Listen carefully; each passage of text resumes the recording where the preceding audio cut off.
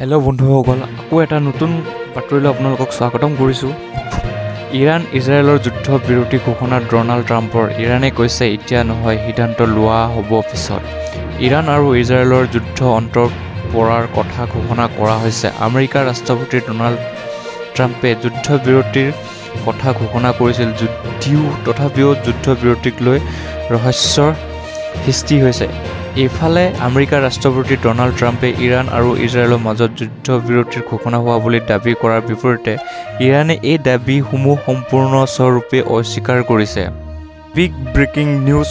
Donald ট্ৰাম্পে যুদ্ধ বিৰতি ঘোষণা কৰিছিল, কিন্তু ইৰাণে কৈছে এতিয়া নহয়, সিদ্ধান্ত লোৱা হ'ব পিছত। ইৰাণ আৰু ইজৰাইলৰ মাজত যুদ্ধবিৰতি ঘোষণা হোৱা বুলি দাবী কৰাৰ বিপৰীতে ইৰাণে এই দাবীসমূহ সম্পূৰ্ণস্বৰূপে অস্বীকাৰ কৰিছে। ডনাল্ড ট্ৰাম্পে যিহেতু ছ'চিয়েল মিডিয়াত উল্লেখ কৰিছিল যে যুদ্ধবিৰতিৰ দুটা দেশে